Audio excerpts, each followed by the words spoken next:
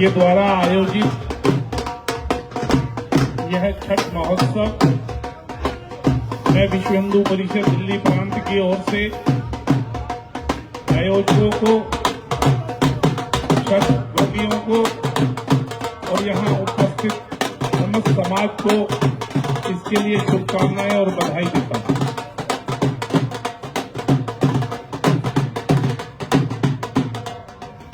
हमारे मध्य में शिवम दत्त गौड़ जी आ गए हैं। अच्छा, वेट लिफ्टिंग में या बॉडी बिल्डिंग में हमने देखा था यूट्यूब पे। Please welcome, come on Gaur साहब। आज हम सब के बीच, जो हम सब के लिए, हमारे बच्चों के लिए एक मिसाल है, उनका हम लोग स्वागत करते हैं कि ये हमारे बीच हैं और इनका स्वागत हमारे मुख्य अतिथि जी करेंगे, क्योंकि ये बहुत सौभाग्य की बात है कि ऐसे स्टार हमारे बीच हैं।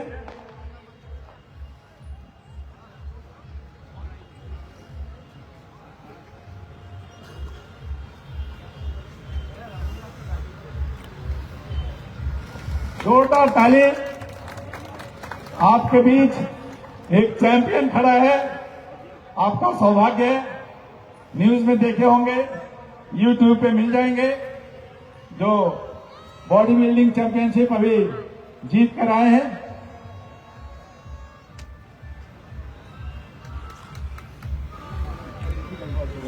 बैंकॉक में था, उसी में ये जीत कर आए हैं। इनका आपन माटी आपन मंच स्वागत करता है। हमारे मुख्य अतिथि जी ने, सुरेंद्र गुप्ता जी ने उनका स्वागत किया। ये भी सौभाग्य की बात है। और हमारे बीच ये होनहार, जो आज एशियन चैंपियनशिप, कल हम ब्रह्मांड श्री आगे हमने सुना है कि सबसे बड़ा होता है, उसमें उम्मीद करते हैं कि ये भाई ब्रह्मांड श्री बने एक दिन। हम सब दुआ देते हैं। एक बार जोरदार ताली, ताकि इनका मनोबल बढ़े और आगे के लिए ये तैयारी करें और अपना कार्य अच्छे से करें और इसकी तैयारी करते रहें। प्रांत मंत्री जी आगे अपना स्पीच देंगे। Thank you. जय श्री राम। आज से लगभग 160 वर्ष पूर्व स्वामी विवेकानंद जी ने कहा था कि इस दुनिया की सभी समस्याओं का हल भारत का युवा करेगा। और मुझे बड़ी खुशी है कि जिस युवा पीढ़ी के कंधों पर यह दुनिया के कल्याण की जिम्मेदारी है, उसमें से एक हमारा भाई आज हमारे बीच में खड़ा है और भारत से बाहर जाकर के, विदेश में जाकर के थाईलैंड की भूमि पर एक कीर्तिमान स्थापित किया है। तो ये बताती है ये बात कि वह युवा जिसके ऊपर स्वामी विवेकानंद जी ने जो विश्वास व्यक्त किया था, उसको पूर्ण करने के लिए भारत की युवा पीढ़ी निरंतर प्रयासरत है। आपको बहुत बहुत साधुवाद। तो मैं कह रहा था कि यह जो छठ पर्व महोत्सव का आयोजन यहां दिल्ली के नांगलोई जिले के इस दिल्ली विकास प्राधिकरण के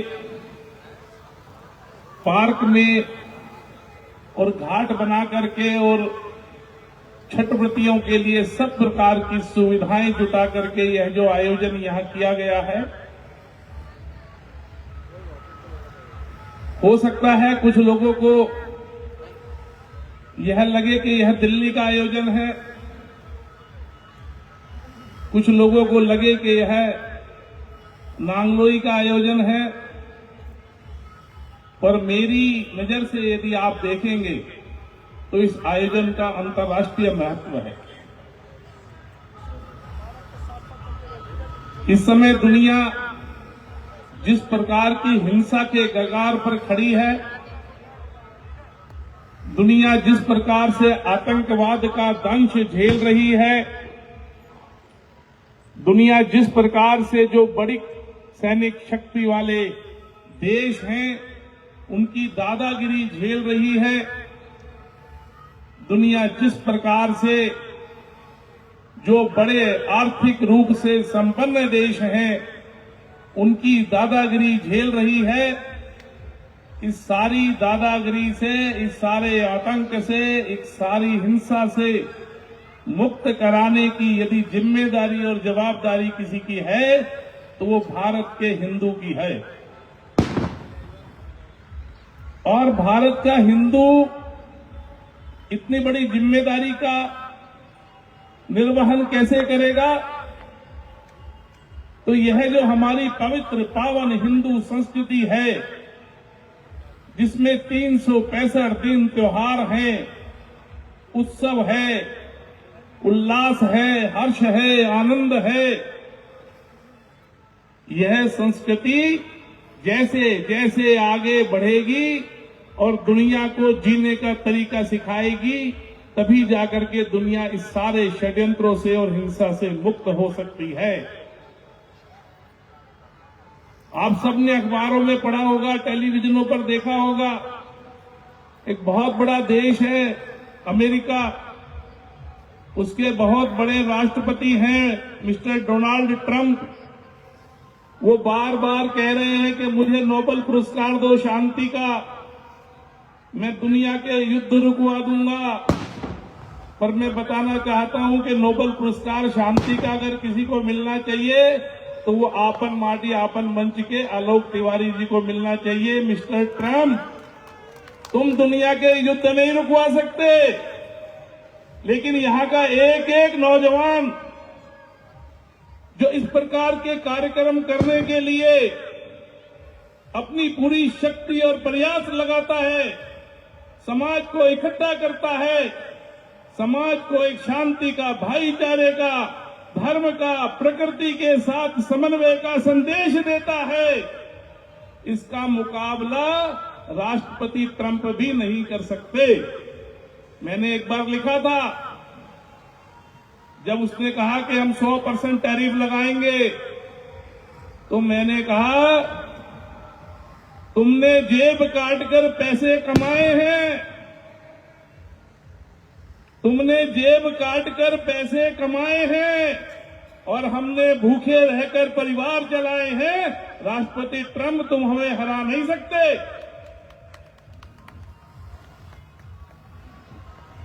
आज सवेरे की बात है, किसी ने मुझसे पूछा, विश्व हिंदू परिषद के प्रांत मंत्री हो, जिहाद मुक्त दिल्ली की बात कर रहे हो, जिहाद मुक्त छठ की बात कर रहे हो, ये क्या बात आप कर रहे हो? आप एक वर्ग का आर्थिक बहिष्कार कर रहे हो। मैंने कहा हमको किसी का बहिष्कार नहीं करना, हमको हिंदुओं से सरोकार है, हमको हिंदुओं की सुरक्षा करनी है। आज के अखबार में छपा है, जो भी भाई चाहे वो अखबार में पढ़ सकता है, आईएसआई का एक आतंकवादी पकड़ा गया है, उसका नाम है अदनान, और जिस मां के गर्भ से उसने जन्म लिया वो शाहना खान महाभारत में कुंती का रोल अदा कर रही है कानपुर में। ये क्या बन करके आते हैं, हमारे अंदर आने के बाद क्या करके जाएंगे, इसको कोई नहीं बता सकता। इसलिए हमने कहा तुम जो कुछ मर्जी करो, लेकिन हमारे त्योहारों से दूर रहो, हमारे मंदिरों से दूर रहो, हमारे धार्मिक आयोजनों से दूर रहो।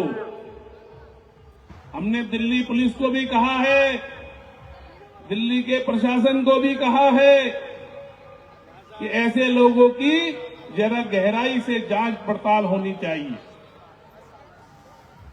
ये जो पावन पवित्र हिंदू संस्कृति है, जिसका प्रकृति से भी समन्वय है, जो धर्म के आधार पर जीवन जीने का तरीका सिखाती है, जो समाज के अंदर बंधुत्व का भाव जागृत करती है, यही पावन पवित्र हिंदू संस्कृति दुनिया का मार्गदर्शन करेगी, तो ही दुनिया में से हिंसा खत्म हो सकती है। इसलिए जब रामलीलाओं का आयोजन होता है दिल्ली में, जब दिल्ली में छठ पर्व महोत्सवों का आयोजन होता है, जब दिल्ली में इस प्रकार के कथाओं का आयोजन होता है, तो मैं हमेशा कहता हूं, ये जो आयोजन हो रहा है ये कोई किसी एक क्षेत्र का आयोजन नहीं है, ये इंटरनेशनल इवेंट है। इसको ध्यान रखो, इसका बहुत बड़ा महत्व है। पूरी दुनिया जो है आज भारत की ओर टकटकी लगा करके देख रही है। उन्हें पता है कि दुनिया को अगर इन बड़े दादाओं के कुचक्र से कोई बचाएगा तो वो भारत का ये पवित्र पावन हिंदू समाज बचाएगा। इसलिए मित्रों, एक बात ध्यान रखना, एक 3 सूत्री सिद्धांत है, उसका नाम है समर्थ भारत, अखंड भारत, विश्व गुरु भारत। भारत को पुनः अखंड करना है। इसी समय 83 लाख वर्ग किलोमीटर की भूमि का भारत था, जो आज 30 लाख वर्ग किलोमीटर की भूमि का भारत रह गया। इसको पुनः 83 लाख वर्ग किलोमीटर की भूमि का भारत बनाना है। और ये 83 लाख वर्ग किलोमीटर की भूमि में से जो 50 लाख वर्ग किलोमीटर की भूमि कट गई, जहां अनेक देश बन गए, आप नजर घुमा करके देख लो, एक भी देश या उस देश में रहने वाला, उस देश की जनता का आदमी सुखी नहीं है, सब दुखी है। सब चाहते हैं कि किसी प्रकार से भारत हमें अंगीकार कर ले, भारत हमें पुनः स्वीकार कर ले। लेकिन भारत का जो यह पवित्र पावन समाज है, इस देश से कटने के बाद उन देशों के अंदर जिस प्रकार की शासन व्यवस्था कायम हो गई है, जिस प्रकार के विचार प्रदर्शन कायम हो गए हैं, भारत का समाज आज जल्दी से उनको स्वीकार करने की स्थिति में नहीं है। मुझे ध्यान में आता है कि इस देश का विभाजन हुआ, सबसे आखिरी विभाजन हुआ 1947 में। 1947 में जब मजहब के आधार पर विभाजन हुआ, लोग कहते हैं धर्म के आधार पर हुआ, तो मैं कहता हूं नहीं, धर्म के आधार पर कभी विभाजन हो ही नहीं सकता, क्योंकि धर्म कभी भी विभाजनकारी हो ही नहीं सकता।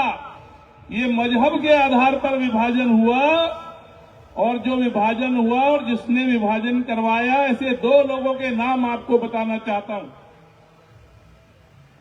उसमें से एक नाम सब जानते हैं, उसका नाम है जिन्ना। लेकिन जो दूसरा नाम है, जिसने गीत लिखा सारे जहां से अच्छा हिंदुस्तान हमारा, इकबाल।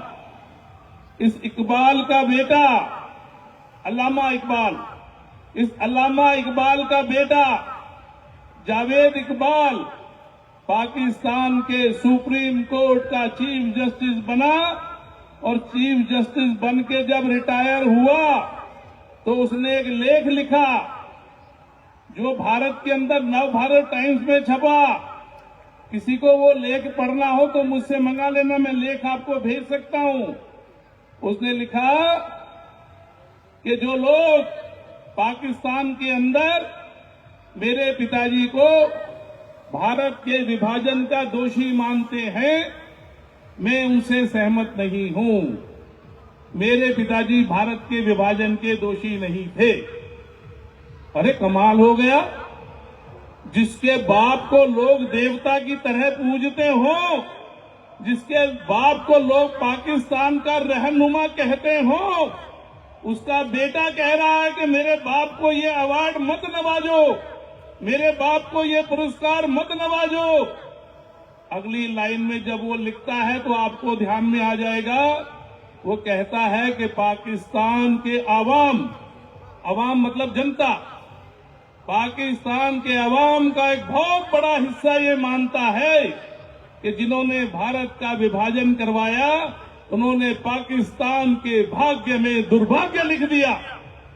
आज जब वो भारत की गगनचुंबी इमारतों की ओर देखते हैं, भारत के विकास की ओर देखते हैं, भारत की शिक्षित पीढ़ी की ओर देखते हैं, भारत के करोड़ों अरबों रुपए खर्च करके इस प्रकार के बड़े बड़े छोटे छोटे उत्सवों की ओर देखते हैं, तो उनको लगता है ये क्या दुर्भाग्य हमारे भाग्य में लिख दिया जिन्होंने भारत का विभाजन करवाया।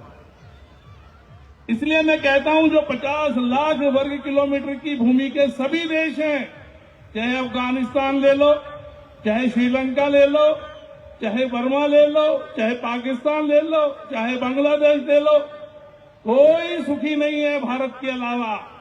और फिर भी भारत का मुसलमान यदि कहता है कि हम भारत में दुखी हैं, तो मेरा कहना है कि जहां शरीयत का शासन चलता है वो सारे देश, अभी सुमेर सिंह जी कह के गए हैं, वो सारे देश तुम्हें लेने को तैयार हैं।